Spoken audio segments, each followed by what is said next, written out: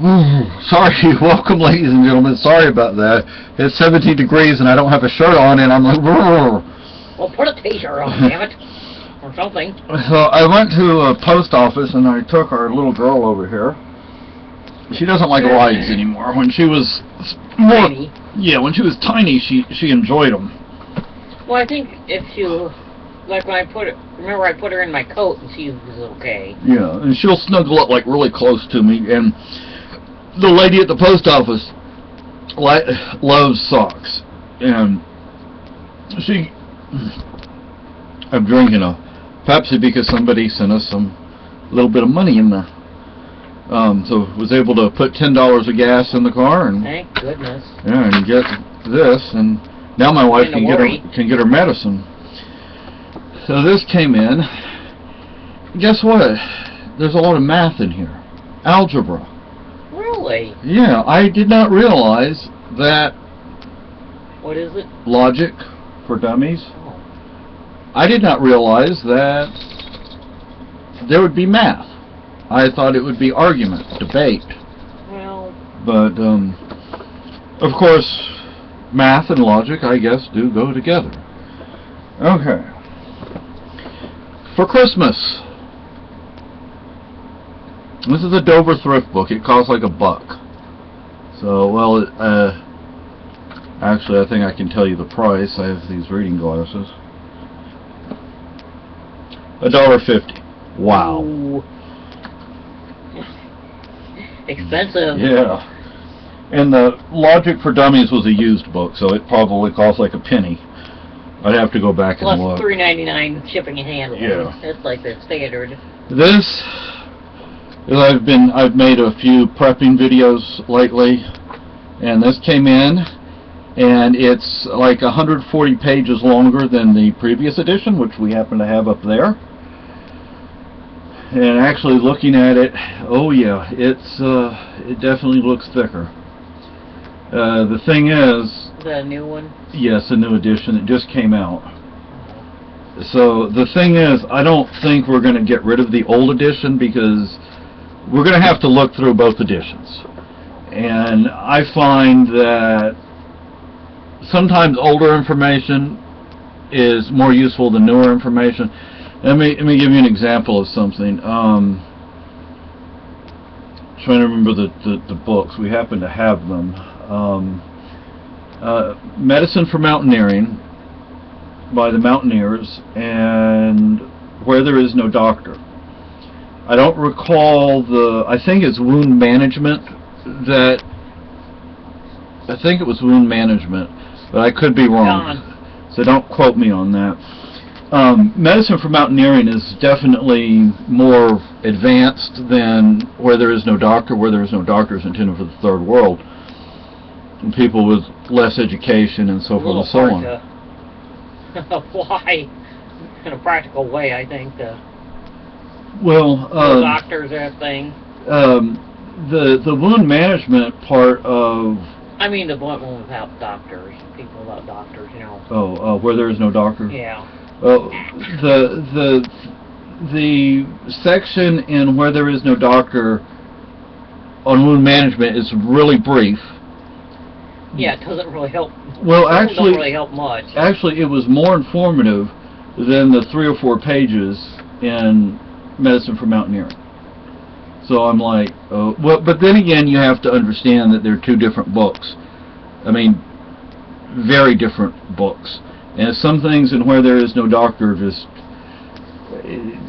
at best, it gives you a outline almost. Yeah, and Medicine for Mountaineering is, you know, this is what you do. Like Medicine for Mountaineering tells you how to inflate a lung, tells you how to drain a lung, drain fluid from a lung. But Where There Is No Doctor doesn't even deal with that kind of stuff. Yeah.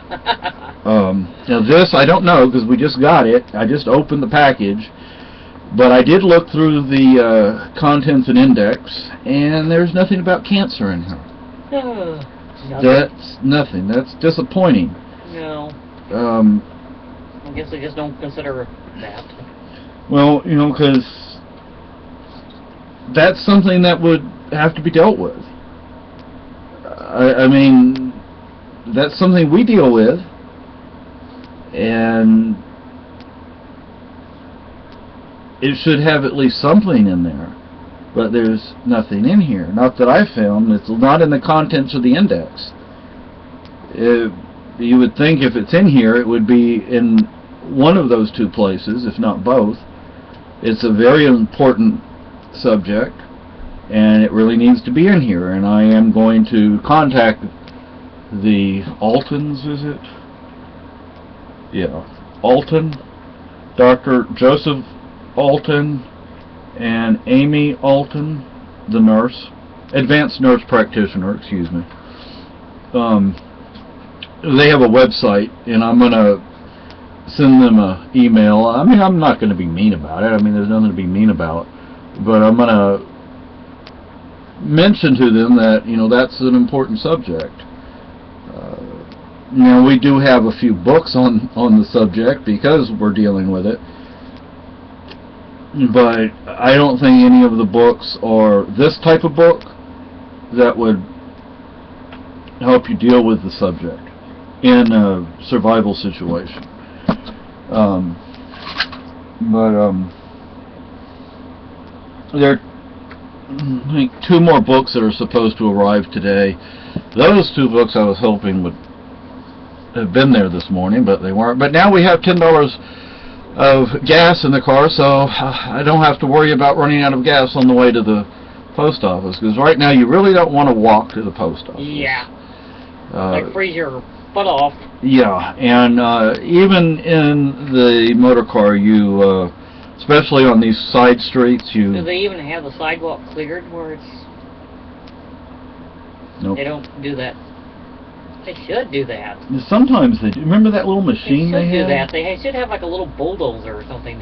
Yeah. Don't they have like a miniature bulldozer to... Something like that, yeah. You have this neat little machine that is just as wide as the sidewalk is. But... Maybe they're slow. Yeah. Because, I mean, this is the first major snow of the winter, and... Or they could get one of those things like I told you that Springfield has.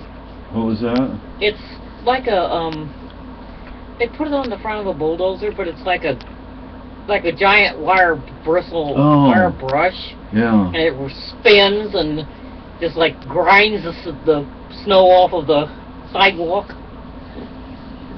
Also, we have 1, 2, 3... I guess it's like an attachment to a bulldozer. They take the thing off and replace it with that and just grind down the snow. And it really does the job, too. It sounds like it would get the ice, too. Yeah, it's very...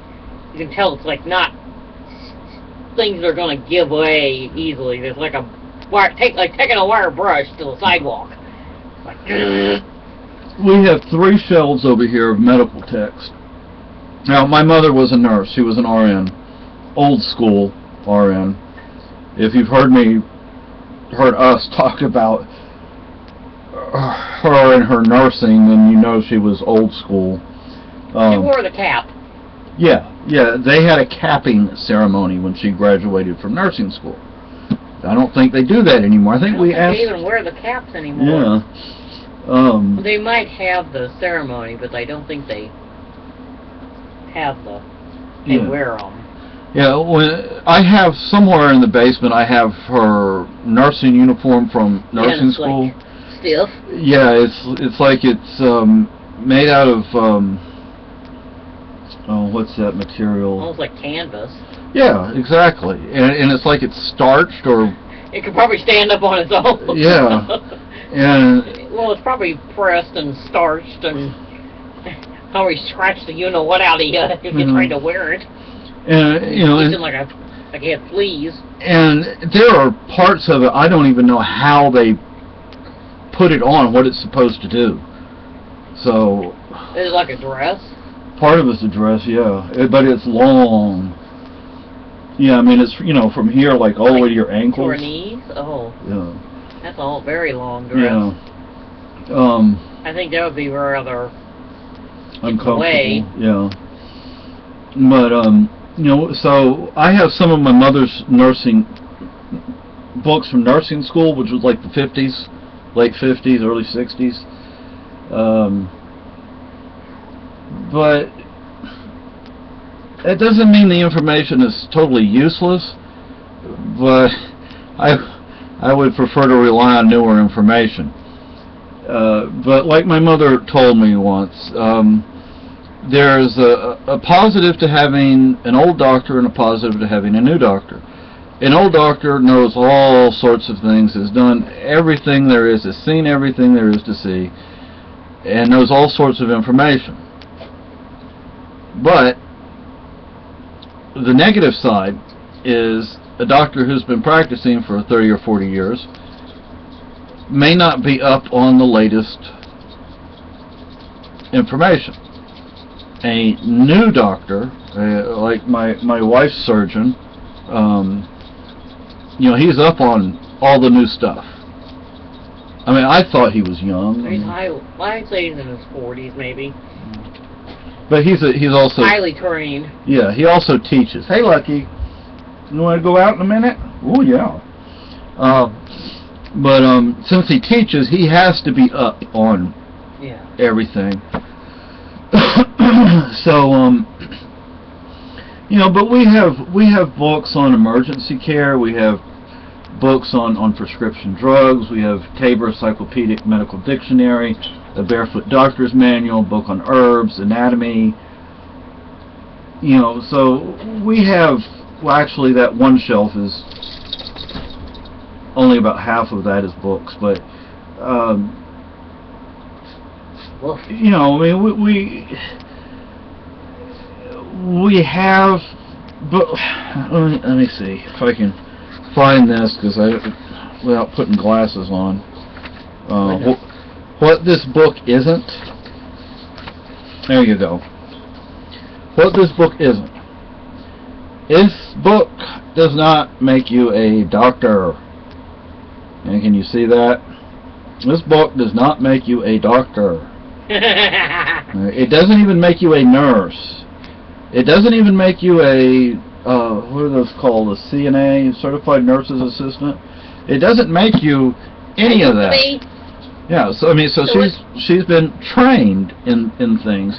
Plus, while she did the job, she heard and saw. You know, she learned other things. Even if she didn't practice them, she saw them done. She heard about how things were done, so she learned things. She probably knows more about medical stuff than I do.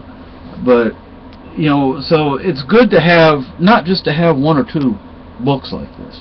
It's good to have a series of books. Now, if we had the room in here, we would have more books. This apartment is little. I think if we put up any more bookshelves, we might be in danger of living in the basement. Yeah. It'd be like, oops. Yeah. So, or we'd get shot by our landlord. Yeah. So, I recommend this book. As for prepping and things like that, I mean, these are the only, we got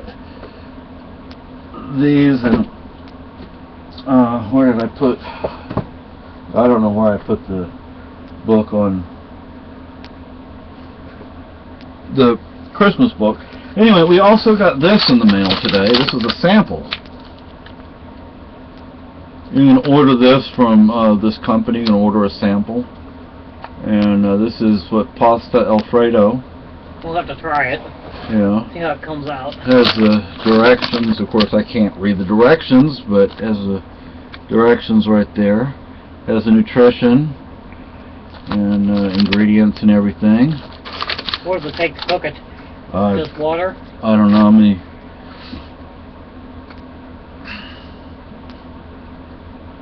Remove oxygen absorber prior to prep. No, we're going to chew it. Bring 4 cups of water to a boil. Add contents of this package into boiling water and stir. Turn off heat, cover, and let stand for 12 to 15 minutes, stirring occasionally. Uncover and let cool for 2 to 3 minutes. For higher elevations, increase stand time as needed before serving. Suggested storage conditions: store product in a dry, cool, and dark location. Optimal storage: basement, cold room. Temperature 55 degrees Fahrenheit, 12.7 Celsius. Keep pouches and protective bucket. So, like my wife said, we're going to try this. If we weren't going to try it, we'd put it into a bug out bag or something like that. We'll see what it comes out like. But I want to thank the excuse me. I want to thank, and sorry about my hair. It's looking. I want to thank the person who sent the money. That was deeply appreciated. Quit playing with the electric socket, Seamus. You can tell I need to trim the mustache, but I can eat with it as long as it is right now, but much longer it would actually start to bother me when I eat. But and I took, oh no, that's the, well, I've got the little pair of scissors over here if you want to trim your mustache. Okay, took this off the Alice gear. It's just, I need to find a better way to carry it. And what I'm going to do, since I'm talking crap stuff right now, oh, here's that Christmas book. There's the Christmas book. Here's this one we've had, but I haven't really used it yet. Again, I need to get some glasses before I can really do much of anything.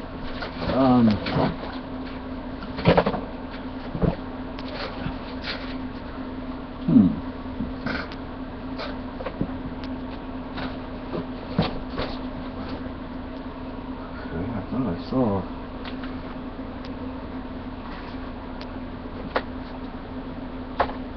What? Oh, here. Okay. Yeah, it actually deals with a tomahawk and knife.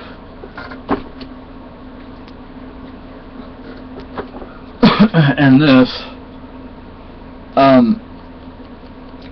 what I'm going to do is I'm going to use this machete to do this with. Okay,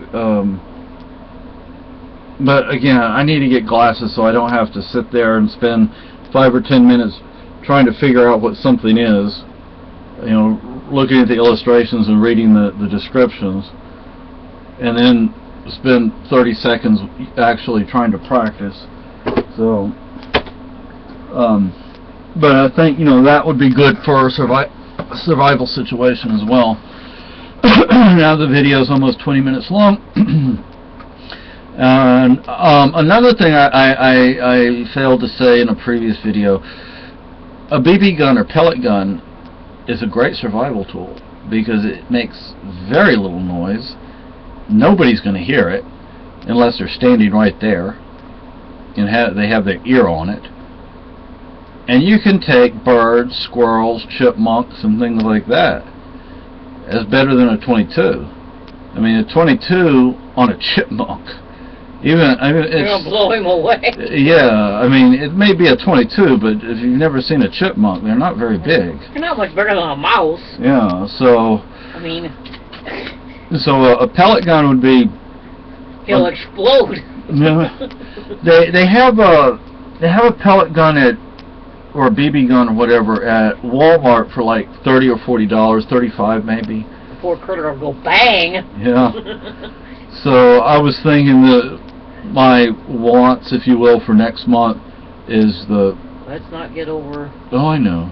Doing the BB gun, a package of newsprint, and it's a big drawing board. Newsprint? Yeah, it's cheap drawing paper. Oh. Yeah. What the heck? Yeah. When I was taking the art class in college, we had to have. I've never heard of it before. Yeah, we had to have newsprint because you're always doing stuff, you know, and it's cheap. It's not as expensive like the. Try finding it though. Oh, they have it at what is it, Michael's? Oh. Yeah. So they have both the board and the newsprint at Michael's, and I think it's Michael's. Michael's is over by Target, yeah. And the BB gun at Walmart. But might find some deals in early January because of leftover Christmas stuff. Right after Christmas. Yeah, so If we had some, well, maybe we could get somebody for your uncle. yeah, it'd Maybe be nice. some. So anyway, have a good day.